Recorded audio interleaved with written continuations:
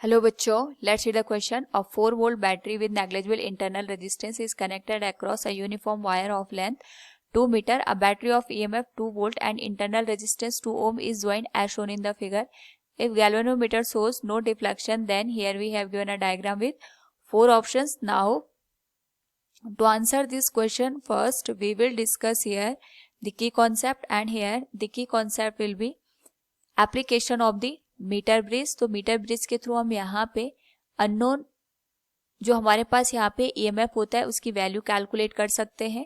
इसी का यूज करके हम इस क्वेश्चन को यहाँ पे सॉल्व करेंगे. साथ में हम यहाँ पे यूज करेंगे ओम्स लॉ का, विच स्टेट कि हमारे पास किसी भी टर्मिनल के अक्रॉस जो करंट फ्लो करती है that is directly proportional to the potential difference across that terminal and it is given as V equals I into R. Now according to the question, एक 4 volt की battery दे रखी है, इसका कोई भी इंटरनल रेजिस्टेंस नहीं है और जो AB वायर है इसकी लेंथ हमें दे रखी है 2 मीटर के बराबर. तो हम लिख लेंगे RAB इक्वल्स 2 मीटर.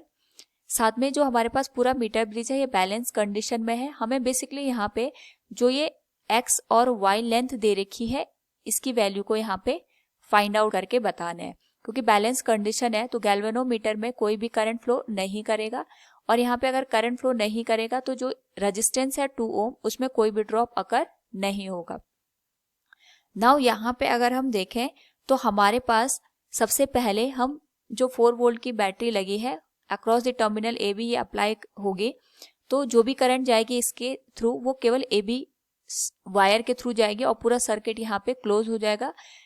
X पे कोई भी करंट का डिस्ट्रीब्यूशन नहीं होगा क्योंकि हमारे पास जो मीटर ब्रिज है ये बैलेंस कंडीशन में है. बेसिकली यहाँ पे हो क्या रहा है कि हमारे पास जो X और Y टर्मिनल है इसके थ्रू जो हमने बैटरी और इंटरनल रेजिस्टेंस लगाया है यहाँ पे पोटेंशियल डिफरेंस हमारे पास सेम है, जिसकी वजह से जो ये टर्मिनल है 2 वोल्ट 2 ओम और गैल्वेनोमीटर का इसके थ्रू कोई भी करंट फ्लो नहीं कर रही है. हम ये कह सकते हैं XY का जो यहाँ पे पोटेंशियल है वही जो हमारे पास बैटरी हमने कनेक्ट की है विद द इंटरनल रेजिस्टेंस 2 ओम उसके बराबर है, जिस वजह से पोटेंशियल डिफरेंस यहाँ पे 0 हो जाएगा और यहाँ पे हमें कोई भी करंट देखने को नहीं मिलेगी. तो जो करंट यहाँ पे 4 वोल्ट के थ्रू मिल रही है अगर हम उसका अमाउंट I के बराबर माने और जो AB वायर है उसका रेजिस्टेंस RAB के बराबर माने तो जो यहाँ पे पोटेंशियल डिफरेंस होगा 4 वोल्ट का वो AB के अक्रॉस होगा. इसको हम लिख सकते हैं VAB equals I into RAB. VAB की वैल्यू 4 वोल्ट के बराबर है and it will be given as I into rho into length of AB divided by cross sectional area of the given wire. This will be question number first. Now यहाँ पे similar case हम use करेंगे XY wire के लिए. इस particular case में हमारे पास जैसा हमने डिस्कस किया था जो इन टर्मिनल का पोटेंशियल डिफरेंस होगा वही XY का पोटेंशियल डिफरेंस भी होगा.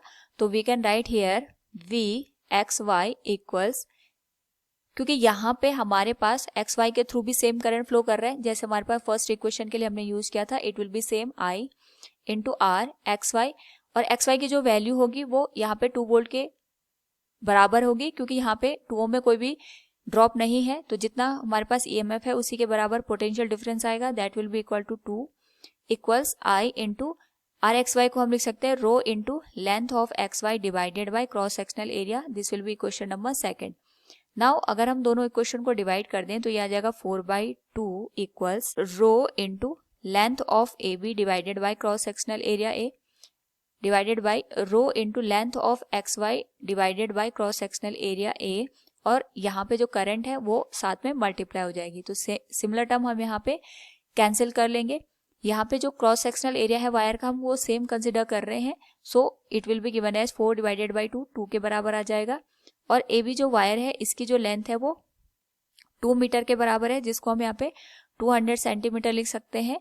और यहाँ पे अगर हम बात करें XY वायर के लेंथ की तो it will be given as 100 centimetre. This will be the final answer. So from the given question we can say here XY equals 100 centimetre. Option C is the right answer. Hope all you understood it. Thank you and best of luck.